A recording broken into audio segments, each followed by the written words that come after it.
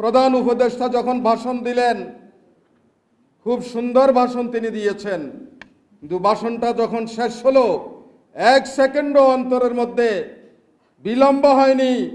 আমাদের অন্তর থেকে এই প্রশ্নটা এসেছে যে তিনি এত বড় ভাষণ দিলেন, লক্ষ লক্ষ লোকের সামনে কথা বললেন, কিন্তু এই নির্মম হত্যাকাণ্ডের বিচার করার ব্যাপারে তিনি কোনো কথা বললেন না। শরীফ ওসমান হাদি সেই শহীদের মিছিলে শামিল হয়েছেন, আলহামদুলিল্লাহ। আমাদের কাজ হচ্ছে ইনফিরু খিফাফান ওয়া সিকালা ওয়া জাহিদু ফি সাবিলিল্লাহি বিআমওয়ালিকুম ওয়া আনফুসিকুম। তোমরা হালকা অবস্থায় থাকো অথবা ভারী অবস্থায় থাকো, দেশে থাকো অথবা বিদেশে থাকো, মুকিম অবস্থায় থাকো অথবা সফর অবস্থায় থাকো, ধনী অবস্থায় থাকো অথবা গরিব অবস্থায় থাকো, সর্ব অবস্থায় তোমাদেরকে ইনফিরু, সত্য প্রতিষ্ঠার জন্য বেরিয়ে পড়তে হবে। নিষ্ক্রিয় হয়ে ঘরে থাকার কোনো সুযোগ নেই, কারণ চতুর্দিক থেকে মানবতার দুশমন, ইসলামের দুশমন, মানবাধিকারের দুশমন, তারা আমাদেরকে দুনিয়া থেকে নিচ্ছিন্ন করে দেওয়ার জন্য চক্রান্ত ষড়যন্ত্র করে চলছে।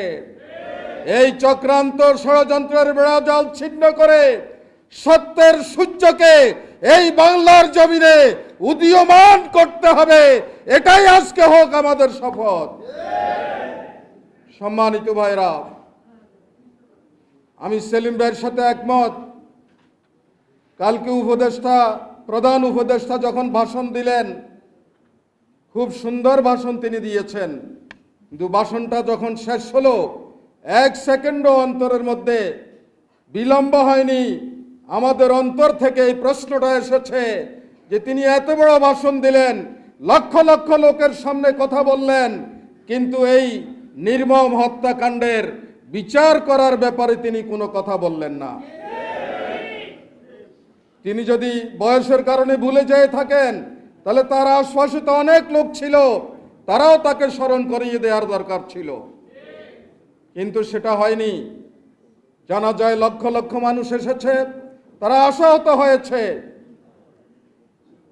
আমরা অবিলম্বে খুনিদেরকে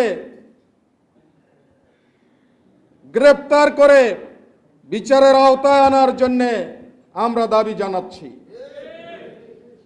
যদি এর বিচার সুষ্ঠুভাবে না হয়, তাহলে অনেক খুনি, অনেক অন্ধকার জগতের পরিকল্পনা বাস্তবায়নকারীরা সাহস পাবে, উৎসাহ পাবে, এর জন্য সরকারই দায়ী হবে।